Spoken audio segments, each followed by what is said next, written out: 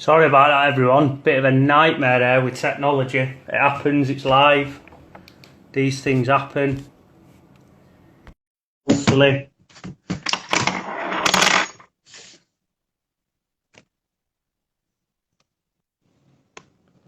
Just it.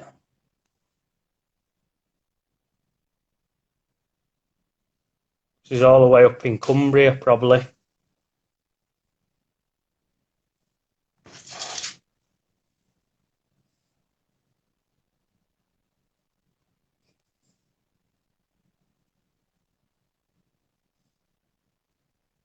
Techno. What's your Wi-Fi like?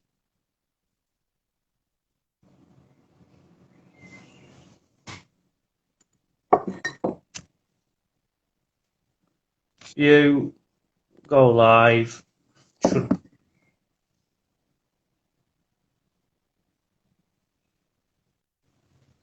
There we go. We're in. There we go. Fine.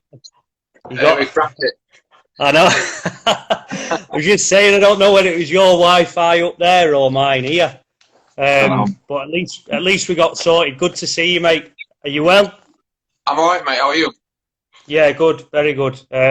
So obviously, we'll just wait for a few more to get going here. But the whole idea of this series, to give you a bit of a background, is that what we're trying to do is make everyone aware of becoming a professional footballer isn't as easy as what you think. There's a lot of background work that goes into becoming a professional footballer. There's highs, there's lows. If anything, sometimes you could probably count the highs on one hand sometimes in football, certainly in a season. So it's just your story from a goalkeeper's point of view. I think you've had a fantastic career. I've played with you. I think you're a fantastic goalkeeper, someone that leads from the back, very vocal. So you're here tonight to give our players, if you like, an insight into, and people that are watching as well, an insight into what professional goalkeeping is. So where we always start is, how did you get into football? Probably just because my dad was like a big sports person himself. He played out like golf, cricket, football himself, rugby. Yeah. And it sort of come naturally to me. And obviously, when you start at school, like, etc., you just take to sport naturally, and it's something I did. And I got involved in my local boys' club at a young age, and it sort of started from there. Yeah. What area was that in that you were playing? That was up in Cumbria. That was in Penrith, just south of Right. Carlisle. So it's quite a small area, really, small town. Just started at my local team, and was lucky enough to get scouted when I was under 11. So where was it you started? So your career then took you to, was it Newcastle United at that point? No, I signed for Blackburn. I had 3 years at Blackburn Rovers. So it was the season after Blackburn won the Premier League. So obviously they were a big club at that point. Of course, still are a big club, but obviously coming off the back of the Premier League title. So so I had 3 years there, and then I actually got released from Blackburn. But as it happened, Blackburn staff moved, the academy staff moved to Newcastle. And shortly after I got released, so we just got in touch with them, and they said, "Yeah, we'll sign you straight away." Basically, so I was quite lucky in that way. So to get Newcastle's a huge club as well. You're not moving from you are moving to a huge club there in terms of probably the players, the facilities, and certainly the fan base at Newcastle's huge as well, isn't it? Oh, brilliant! I mean, I love Newcastle. 5 years there in total. Who was the manager then? Bobby Robson was manager. Yeah. Right. Okay. So unbelievable then. So you're talking about one of the greats in the game in terms of, so how did you find him as a manager then? He was he was good, but he was different. He was a bit eccentric, but he was good. Yeah. And I mean, it's hard to describe. You're 16, 17-year-old going in with like a legend like Sir Bobby Robson, and you're having him shout at you and tell you to do things quicker, or you should be saving that, and it's surreal, really. You got to try and handle it and take it in your stride. Yeah. So types of players there at that time? You're talking Shearer. Who else would have been there? So there was myself, Steve Harper, and Shea Given. We were the three goalkeepers. Then you got Alan Shearer, Kieran Dyer, Craig Bellamy, Lauren Robert, Nobby Solano, Davy Zas, Distan, Aaron Hughes. You know, the list goes on, really. It was when Newcastle were in the Champions League, you know, and I was obviously lucky enough to be in the Champions League squad a few times. So, the top end of the table, really, really good squad. And like I said, fantastic experience. So you're talking about there, you know, certainly in Shea Given, whenever I think back to the Premier League and growing up in the Premier League, we're lucky enough to play against him myself. He's one of the top keepers, in my opinion, that's played in the Premier League. So, again, giving an insight into these young kids coming through, parents, coaches, managers, you know, you're behind them, you're 18, 19 years old. How are you feeling at that point? What's your mindset? How do you break into the third team at Newcastle? Well, I was, you know, it was obviously the academies were different back then. It was under 17, under 19, and a reserve team. Whereas now, obviously, you've got 23s, football, etc. I was playing because Steve Harper didn't really want to play reserve team games unless he had to. So I was playing all the reserve team games. So I was happy I was playing. And then obviously Shea Given, like you say, he was at that point. I thought, and I still do think, he was the best goalkeeper in the Premier League when I was there at that current point. Probably in Europe. He was outstanding. Would everyone else agree with that? Give us a little heart if you'd agree with that. Shea Given one at best in the Premier League. Getting people interacting. Absolutely, yeah. But because he was never the biggest. You know, he's only 6'1", so he's not what you call a, you know, proper size for a goalkeeper. But the saves he made and how he used his attributes was outstanding. And again, he's a great guy as well. You know, a great guy, trained really, really well, proper pro. You know, a really good pro. He was never like too strong at kicking, but he used to work on it constantly. You know, and that sort of stood out to me. Something he wasn't very good at, but he just used to hammer it every day in training and try and make himself better. Even when I considered him to be the best in the Premier League, he had that desire to just keep on working really, really hard at his weaknesses, really. And it's just very, very good role model. Yeah. So just on stuff like that, Adam, as well, I think certainly what we touched on Monday with Mark Jackson was you have to find out your strengths and weaknesses quite early on, don't you? Yeah. And you know how do you work at your weaknesses? Because goalkeepers are a little bit different to what I think outfield players. Me personally, I think goalkeepers work a lot harder than outfield players. You know, I watch some of the sessions and you're up, you're down, you're across. It's every single part of. It's not just football, is it? It's your agility, it's everything. Yeah. But nowadays, that modern goalkeeper also has to be able to use his feet. So just give us an insight into your training day. I think there's so many different aspects to goalkeeping now, and there's more coming in constantly.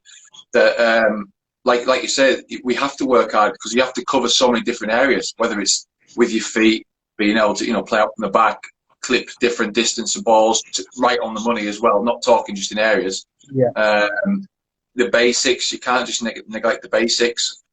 Crosses, angles, distance, close in, reactions. There's so many different areas to cover. You've got to, and if you're a number one like myself playing, you've got to sort of work that in with your workload as well. So if you've played on a Saturday, Monday is going to be a light day, Tuesday will be a work day, so you might cover a certain area. And then Thursday again will be a work day, and then Friday you're prepping again. So it's quite basic on a Friday, just covering all sorts of areas, short and sharp, and you go in for a game. So you and the goalie coach, you've got to work together really, really well to sort of balance out your workload through the week. Yeah, we've had good question here from Paul Quinn. Yeah. I know Quinny really well. How do you develop your mental resilience as a goalkeeper? And do you find some goalkeepers you've worked with struggle with this more than others? It's a good question, really good. I get asked this quite a bit, to be fair. Um, Yeah, One, I'd say for a goalkeeper, you've got to be mentally strong. If you're not mentally strong, you're going to really, really struggle to play the position at any level. yeah, So it comes with experience, as well. The more games you get, the more experience you get under your belt. It sort of builds up that mental toughness. But again, well, the second part of the question, I have played with yeah, goalkeepers who've struggled, mentally and struggled yeah, with certain issues. And it affects you. It really, really does. And probably when I was younger, yeah, maybe early 20s, breaking through at Carlisle, it did really, it did affect me quite a bit more than what it does 10 years later when I'm back at Carlisle now. yeah. I can sort of Why do you think that back was? Just because of your age? just probably because of my age, I don't know, just lack of experience. Now I've Yeah, said it in a few interviews this year. I don't take things to heart so much. I don't. What yeah, social media is like yourself. You have a bad yeah, yeah, game, people nail you on social media, the yeah, press nail you, especially as a goalkeeper as well. Um, yeah, and you saw, now I just like blank that stuff out. I just like, nah, done with that. But back then I was like, I was probably reading those comments and thinking, oh Christ, I mean, I might be yeah. getting dropped next week. I hope the manager's not reading that sort of thing. So yeah, it definitely, well, for me, it comes with experience and age and just being able to really just blank Yeah. that stuff out. Yeah. No, really good that. I mean, just for everyone who's watching as well, get your questions in because obviously we'll answer as many as we can as we go along. Yeah. But just going back to that mental toughness side, ads, which certainly any player at any level in the game you have to have. There's no doubt about it. I think for Yeah. goalkeepers, it's very, very difficult because a mistake could lead to a goal. So you Yeah. have to build that mental strength up. But I'll just kind of pull that back to something that, I was reading, you were talking to a young boy called Ted Smith. Yeah. I think Yeah. he was at Southend. Now, just for the parents out there, just to make you aware of social media and things like that, and how you build your mental toughness, how you build your football toolbox. Ted, 24 years of age, unfortunately, is retired due to pretty much not believing in himself and being battered down from social media. So he's played for Southend. He was an England youth international. And stuff like that for me, we don't touch enough on it in the game. And I think, and again, for the kids watching back home and the parents and the coaches, mental toughness is a huge, huge part of the game. And certainly for goalkeepers. So how obviously Ted's story, you could probably relate to that. He's 24 years old. How did that, when you read it, did you think, flipping heck, it's that's not nice to see.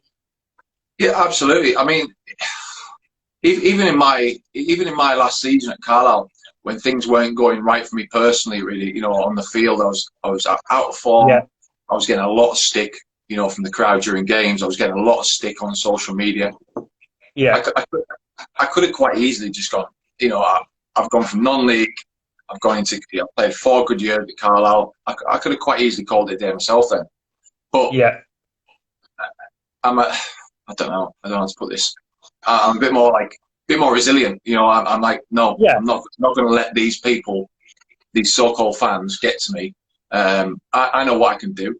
I've backed it up 4 years. I've played 150 games at Carlisle, 2 Wembley yeah, appearances. How am I going to let these guys, these keyboard warriors, if you like, and the people, I know the fans, and they've got a right to, give their expression, but I just blocked them out. I just thought, no, I'm not going to let these guys get on top of me and ruin my career. I'm going to keep moving forward, keep pushing myself forward, and that's really what you've got to do. You've got to be so strong and believe in your own ability and believe in your own skill set that you can't let outside people and influence your career and your decisions. Yeah. No, great stuff, mate. Really good stuff. That. like I said, unfortunately, Ted, I think he just fell out of love with the game, didn't he? That's what he was saying in the interviews, which Absolutely, yeah. can Quite easy. happen. It's quite easy to happen, mate. Quite easy to happen. Yeah, Yeah, you know players. I'm sure you know players, and I know players that are, again, gone through the same yeah, thing. Like I said on the Facebook post about Ted, I almost actually went to Southend, and me and yeah, Ted were going to be number one, number two. yeah, So, and everybody told me how good he was and what a bright future he had, and again, it quite easily changed in a heartbeat in yeah, football. So, yeah. yeah.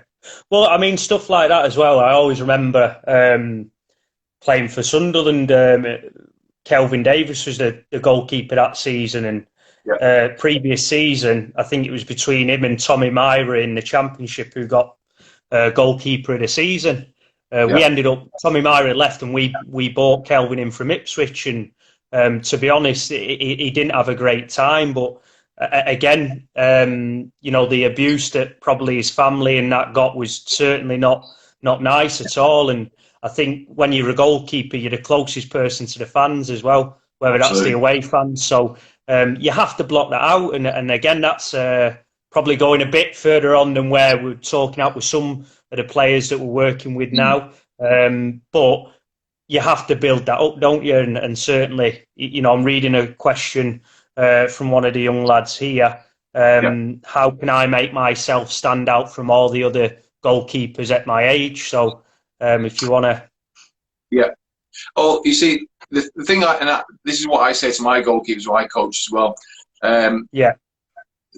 If you're a scout or a coach who understands goalkeeping and you're watching a goalkeeper of any age, to me, the goalkeepers who stand out are the ones who do the basics really, really well. Not the ones who diving around making the top corner saves. The ones who do the simple stuff and make it look really, really simple and make it look really easy. So the catch and the low pickups, the things that are in and around you. The things that when they go wrong, they look terrible. So the ones that go through your legs, etc. The goalkeepers who do those bits really, really well, they stand out to me the most. So I just, and that's why I coach my goalkeepers, how I coach them. Just hammer home the basics every session, and then we'll focus on other bits.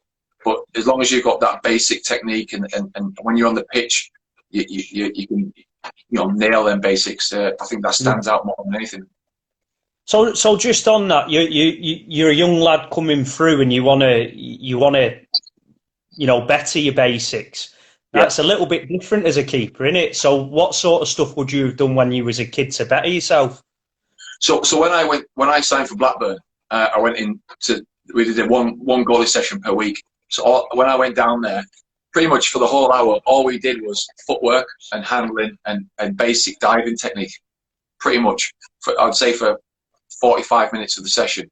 So just getting your shape right, getting your basic technique, getting your hands in the right position, getting your set position, learning how to dive properly, because a lot of people don't know how to dive properly. If you just went to a random person, do you know how to dive? They just probably just fall over and heap. So there's quite a lot of technique into that, and then actually diving and catching and stuff like that. So getting those sort of basics, and it's repetition. It's not just doing it doing like a one-on-one session and think you cracked it. It's repetition, and working on it and trying to get that absolutely perfect. So how would you do, as a young lad, so I'm looking at, I think it's little Archie Crowder here, what is the most important thing for me to work on as a young goalkeeper? So you're saying there the basics and repetition, but kind of just taking that question there. I mean, certainly when I was young, I would go out on my own and just play till it gets dark in terms of, it might be hitting a ball against a wall or taking a man on or something like that. But to work the basics as a goalkeeper, what sort of stuff would you have done when you were younger then? So I would concentrate on basic catching. So getting your hands in the right position, elbows, wrists, everything locked in there. Admiring, just throwing a ball against the wall, catching it, and almost like once you've caught the ball, just looking at is everything in, or is my elbows too wide? Everything's locked in. Yeah, that's good to me. Doing that again, exactly the same with like low balls coming towards your legs, going down, doing low pickups, getting everything behind. Hands is your first barrier, knees, everything in behind is the second barrier, and then just working on, again, throwing a ball against the wall even, and just doing like a little step and dive to your right. So you can imagine at any age, whether you're playing under 10 goals, 9v9 goals, or full-size goals, if you put like a 2-yard goal in the middle of any whatever size goal you're playing, anything that comes in there, can you be as tidy as possible? Can you keep that football out the goal? Can you catch it? And can you deal with it properly? Yeah. And that's what I mean about basics. Anything within there, you should probably save whatever goal you're playing. And that's the sort of basics that I mean. Yeah. No, great stuff. Well, again, for the kids that are listening, Adam does run his own goalkeeper academy as well, which will give you some details of. I don't know if he's anywhere near some areas that we work, but if he is, for anyone that's working, I think you're Nottingham based as well, aren't you? Mansfield, Mansfield based. Yeah. So we'll make sure we put the details on after this Q&A as well. But just kind of moving forward from that, and Ads, you've. A lot of people think, right, I've signed a professional contract or I've signed a YTS contract. Doesn't always go to plan. You had to work your way up, didn't you? It wasn't a case of right, I've got this opportunity now. I've been at Blackburn, I've been at Newcastle. Do you want to just tell us about that kind of story where you've got to work to kind of earn your stripes? So obviously, like I was saying before, I was at Newcastle. Left school after my GCSEs, full time in the academy. I was flying. The under 17, we were flying. We were winning every game. Then October time, I broke my arm, so I was out for about 10 weeks with that. I came back, straight back in, played probably 4 or 5 games, and then I was living in digs at the time. And I came back to the digs on a Sunday night, ready for training on Monday, and there was a note on the door saying, "Adam, you've got to report to St James's Park at 9 o'clock in the morning." So I thought, strange, and I went down there, and obviously Simon Smith, the goalie coach at Newcastle, he met me. He says, "You're going to train with the reserves and play with the reserves full time now, as well as playing for the 17s on Saturday." So I was like, Jesus,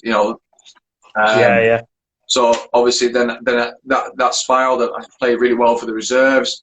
Yeah, got a squad number in the Champions League squad, like I was saying before. Yeah, all that, and then it sort of fizzled out for one reason or another. Over the next season, and the third, I broke my ankle in the third season, which didn't help. But it just petered out really. And which can happen as a youngster, can't it? It can happen as a player.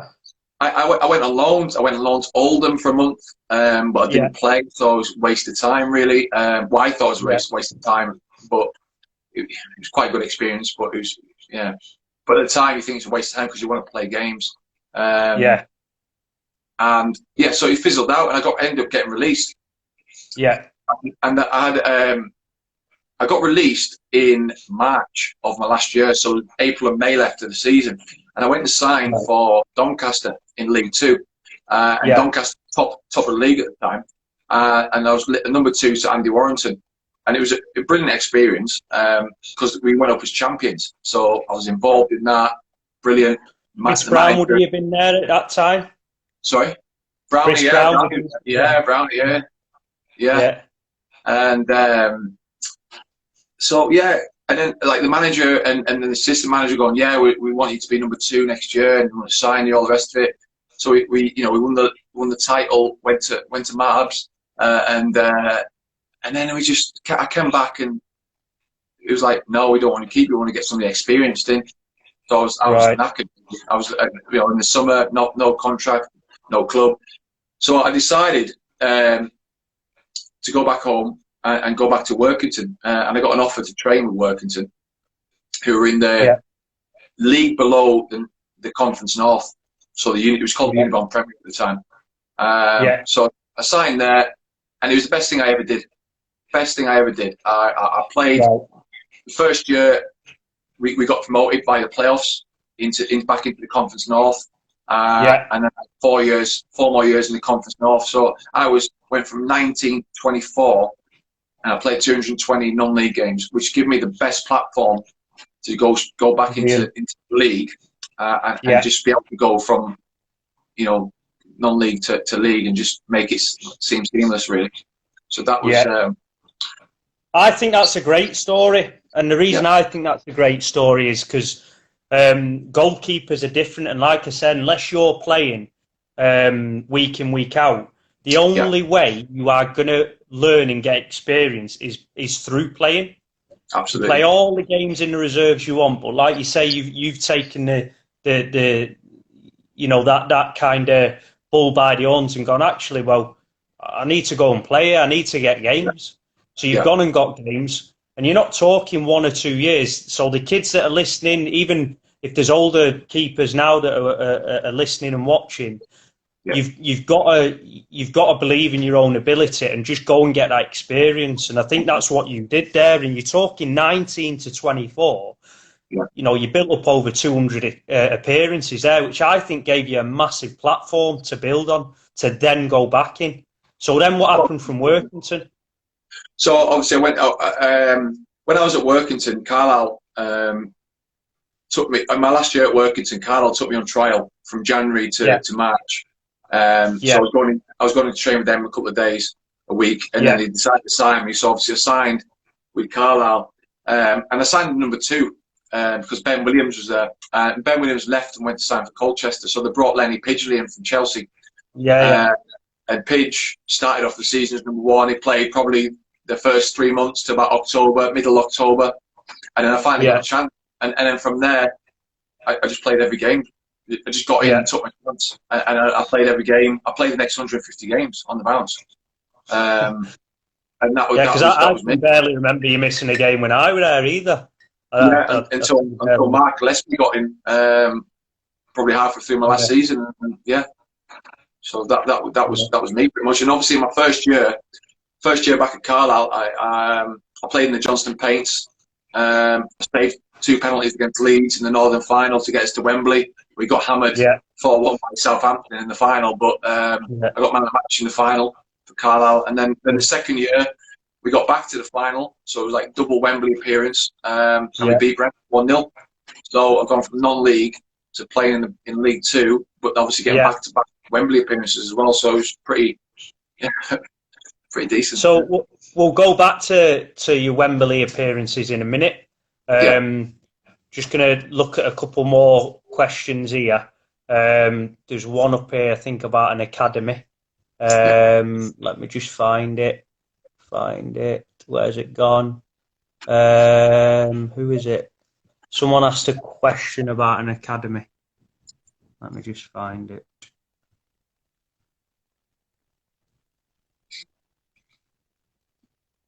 No, that's not it. Oh, here we go. Do you think there is a lack of goalkeepers at academy and grassroots level?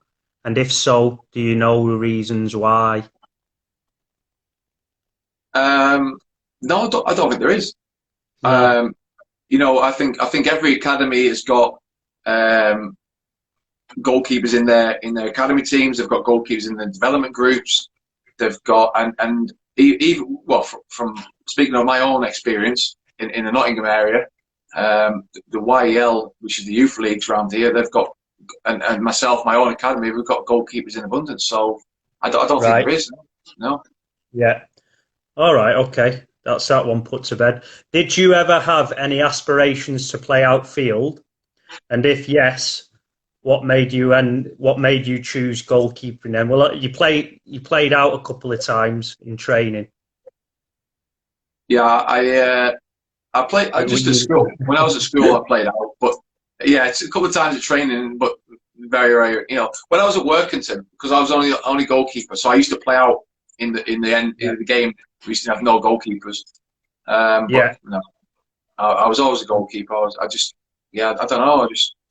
It's a mindset thing, goalkeeping, isn't it? I think you've got to be willing to get hurt and put your body on the line. And you know, I was having a chat. I think he might be watching tonight. I was having a chat with Spencer Harrison, who was a keeper coach at Blackburn, and his young lad's at Man City currently, and he's a very good keeper coach himself. And his young lad Sonny, who's 8 years old, is learning to be a keeper. And he said I I was coaching him the other day, Andy, and I know he'll want to be a keeper because I smashed the ball and it hit him in the face. And he was bubbling a bit, but then I got up and I hit another one and accidentally hit him in the face again. But he was like wanting more, and I think that's the mindset of a goalkeeper. It is. I mean, I've got a ball launcher. I don't know if you've used a ball launcher before, I've seen them, but they can go up to like 80 miles an hour. And I was serving one. I was serving one of my under 11 goalkeepers, and hit him in flush in the face. Didn't get his hands up in time, and I'm thinking as a coach, oh Christ, you know, I probably broke his nose here or something. And I've gone up to him, and he's not even started crying. He's just sort of rubbed his face and shook his head and got on with it. And that's sort of like a goalkeeper. You know, you've just got to, like you say, you've got to be able to, you know, be prepared to take one in the face or kick here or kick there or whatever. It's just sometimes not a nice position, but it's you've just got to be able to get on with it. Here's a great question. I love this question. From Lee Anderson, why do you think so many parents are reluctant to let their kids play in goal? Well, I think it's just because what we're saying, you know, I think people see it as a dangerous position. You know, people think, oh, you've got to be able to slide out of people's feet, take a kick in the face, take a tackle on or whatever. You know, people sliding in at you. A lot, like even like a lot of my parents now who buy gloves all want their finger protection and finger spines in them because, you know, they're afraid of their son or daughter, you know, breaking their fingers, etc. So, I just think it's like people see the position as being dangerous. Yeah.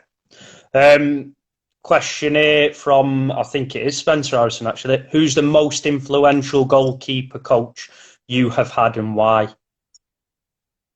It's a good question, that is. Very good question. It's a tough one because I've been lucky to work with so many different goalie coaches and managers, by the way. Don't get much better than Bobby Robson, flipping it. Bobby Robson, yeah, I know. I'm just thinking with a goalie coach, it's tough. I mean, I'd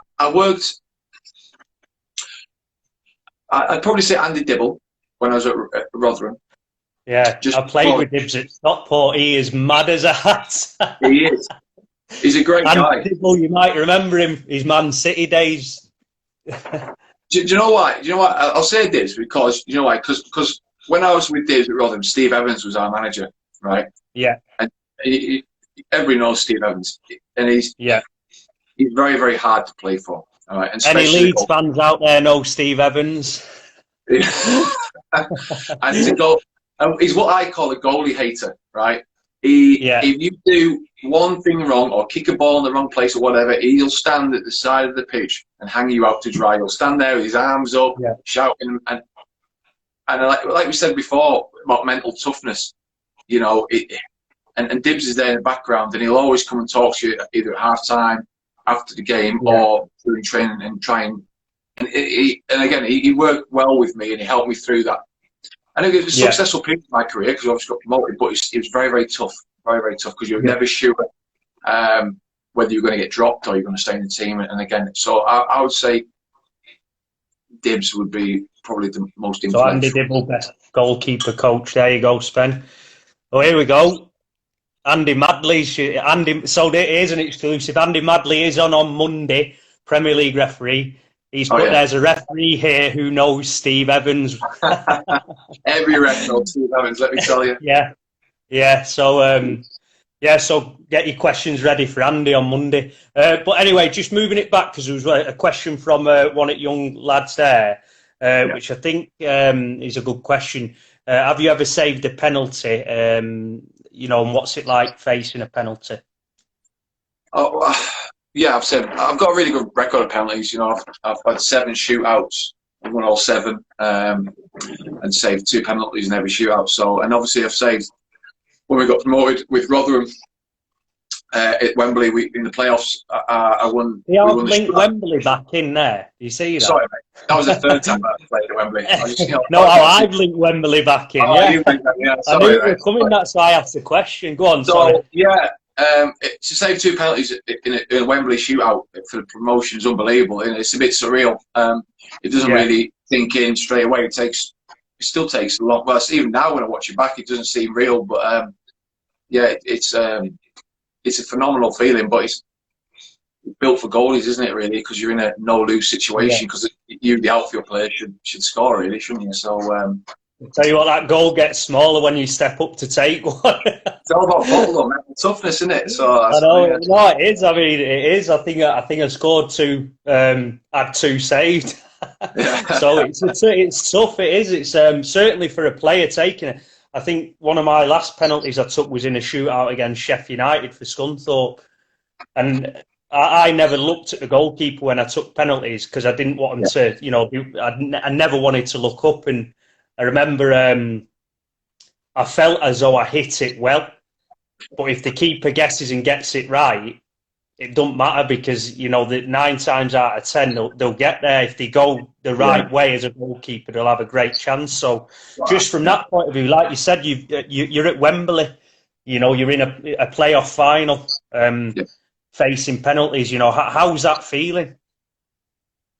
Well, you know, obviously you're nervous, but I backed myself. You know, like I said, I went into that final with a good record, and I just backed myself, and I felt confident leading up to the penalty shootout. And then obviously when we were in it, our player missed first, so there was a little bit extra pressure put onto me to make a save or to bail our team out. So I was just happy to do it, really, and then obviously to make the winning save as well.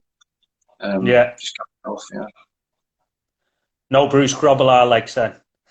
No, I just try and stand out close towards the penalty spot, get in the face a little bit, and then take my time going back and just try and hold as long as I can, really. Was Warney the manager at Rotherham then? No, Steve Evans. Warney was fit. Right, yeah.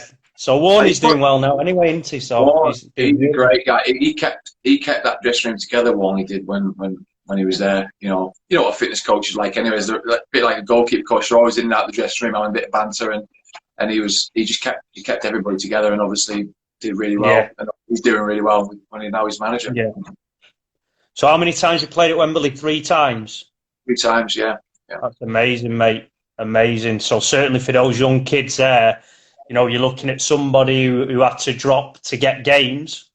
Yeah. Played 3 times at Wembley. He's got 420 odd appearances in the league professionally. Great story, mate. There's a guy just joined in. He said, my boy has been told by an academy to work on his goal kicks. Have you any tips, please? Yeah, again, this is a big thing for all goalkeepers. And again, a lot of my parents and coaches in the academy ask me this question. Again, these sort of things develop as you get older, bigger and stronger. But with goal kicks, again, what people tend to do is if they're having trouble with goal kicks, they make the run up longer, they run harder at the ball, and then they try and kick it even harder, and then it just all goes into one big mess. So practicing, I always think, like, if you can get a goal in front of you on a park or down wherever you train, and just start maybe just outside the 6-yard box and try and hit the crossbar. Just get your timing off a short run up, just get your connection, get your standing foot in the right place, and then just work it back. So once you get used to almost getting hit in the crossbar or getting it up in that region, then you can start working it back towards the penalty spot and further and further. And again, it's all down to really your timing, where your standing foot is, and the actual connection with the ball. It's a bit like hitting a golf ball, that same thing. Yeah.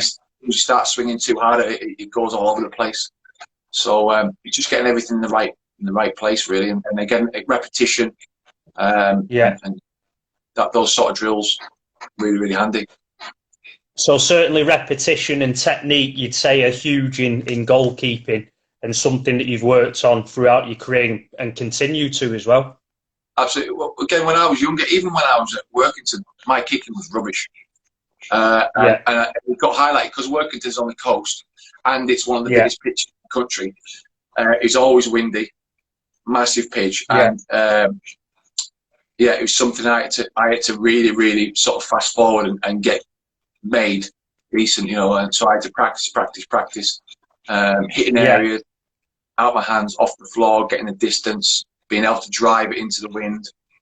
So all that, Oh, great stuff. Good question. Very good question. I thought that one.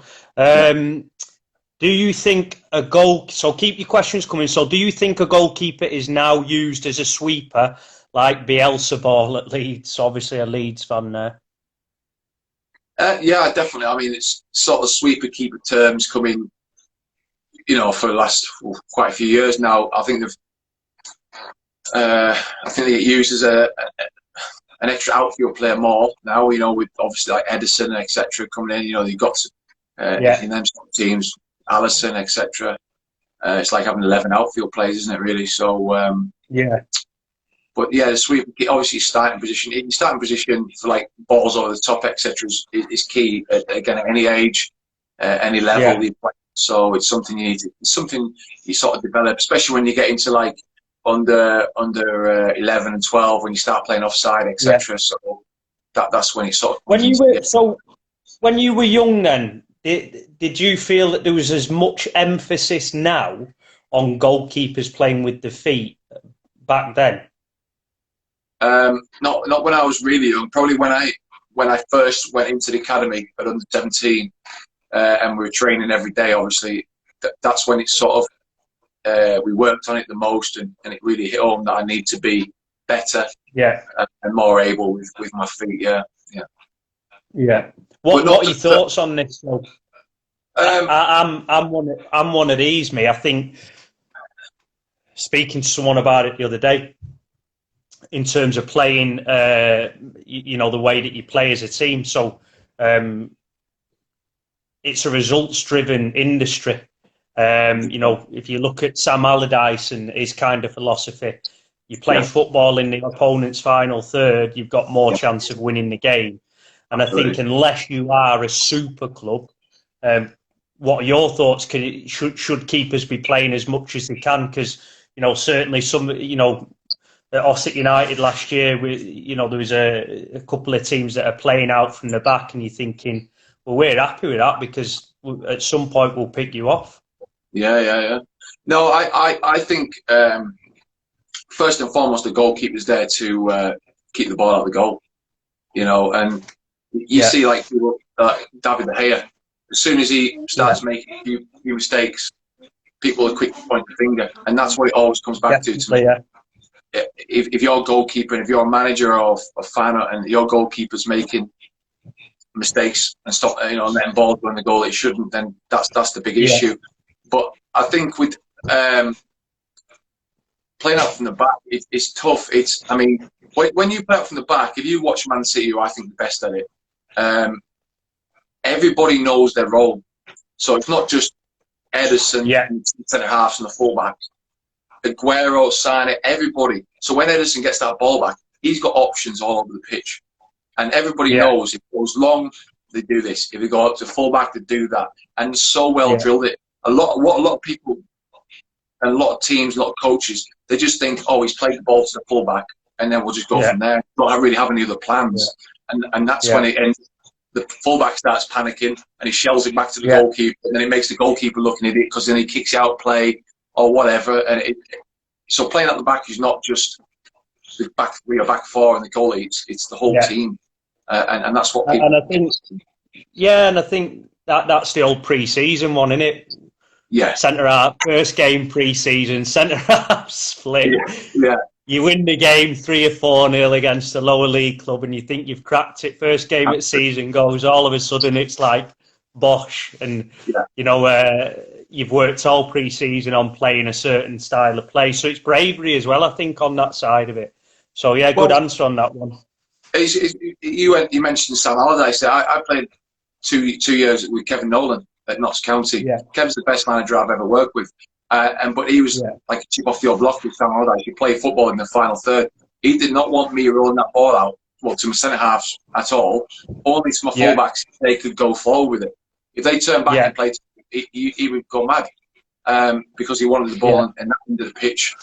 And I like that. That suited me down to the ground. So yeah, probably because each game what's expected of you. Your roles and responsibilities aren't going to change, whereas some games this week we're going to play out from the back, this next week, and it's probably that message what has to be sometimes a lot clearer, whether it's at youth level or at pro level as well. Absolutely. Who was your favourite goalkeeper when you were younger from Archie Crowther? Probably, obviously, like Peter Schmeichel. You know, he was in his prime when I was younger. Tim Flowers, because I was at Blackburn, Shea Given, etc. So probably those three stand out. Yeah. Right, brilliant. Probably only got another 5 minutes left here now, anyway. But here's one from Daniel Dewick. What other sports would benefit developing a goalkeeper? Well, I actually did an interview for the Cricketer magazine on last week, and they were talking about wicket-keeping and how wicket-keeping is quite similar, and the drills wicket-keepers do to football or to goalkeepers. So I'd say cricket is quite similar, especially fielding as well. If you watch the best fielders in the world in cricket, they do very, very similar drills because the ball's coming at a similar speed as well. They do very, very similar drills to what goalkeepers do. So those sort of two sports, you know, and two positions, you know. Good. Caleb, which goalkeeper did you look up to as you were progressing in your career? So I think we kind of answered that at the beginning. Probably Shea Given, was it, or someone else? Shea Given mainly, yeah. Tony Goodwin says Sam Allardyce is underrated. So I think what we'll look to do now, mate, is we'll probably look to wrap it up here. If anyone's got a quick question or whatever, but I think that it's been great insight, certainly for the young kids, parents, coaches. You know, goalkeeping, I think probably take-homes from this is mentality, repetition, technique, working on all them things. But if you want to spend a couple of minutes, maybe, or a minute or so, you know, your goalkeeper academy, AC1, and also you've got your own glove range as well, because there's a couple of kids asking at the start about goalie gloves as well. So, you know, if you want to just mention a couple of things about that, feel free to. Yeah, so obviously I run my own company, AC1 Goalkeeping. We're based in Mansfield. We do we cover about 95 goalies each week, from 5-year-old to adults, girls and boys. We run group sessions and one-to-one sessions. And yeah, like you said, the gloves, I don't actually produce my own. I've got Glue Pro who sponsor me. I design a range for Glue Pro, so it's called the AC1 range. And each season we bring two different models out. So last year we brought the Prayer and the Faith out, and this year we brought the DOA out, which is currently, well, it's coming out in June, and we're going to bring a new one out in Christmas time. So that'll be our two for 2020-21 season. So and they're very, very affordable. A lot of gloves now are seriously overpriced. But if you look on Glue Pro, they're really, really affordable, but like up to professional standard, what I wear. So that's our gloves, and that's a little bit about my academy, really. Yeah, I know we're on Instagram and Facebook. So if you want to check AC1 Goalkeeper, there's loads of videos on there. So there's like loads of videos about all our different drills. So feel free to go on there, look at them, pinch the drills, use them, Well, again, that was probably something we didn't touch on, certainly at this time, where we can't really train or whatever. Any tips for kids at home, what they could be doing? Obviously, you've got your videos that they could go and look at on AC1, but any take homes from that? Well, we did. We put three videos out. They're on YouTube as well, on AC1 Goalkeeping on YouTube.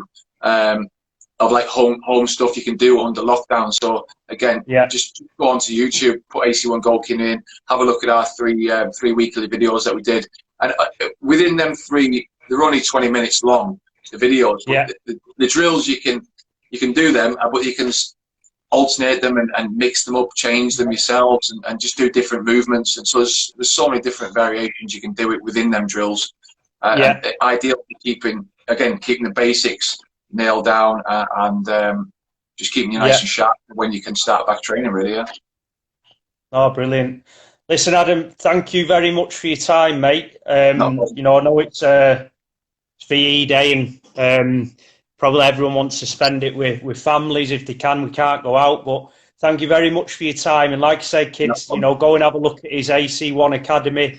But you know, it's been a great insight, great story where, you know, you start off, as always, things aren't as easy as what you expect in football, and certainly a great insight into your career so far. So hopefully you've got a few new fans here as well that'll look out for you once the season gets up and running again. Yeah, that's great. Thank you very much for having me on. Yeah, brilliant. Enjoyed it. Cheers, pal. Right, everyone, we're back on Monday with Andy Madley and also the Forza Live session. But thanks a lot to Adam and have a great weekend. Cheers, Adam, and I'll speak to you all soon. Cheers, guys. Thank you. Cheers. Bye-bye.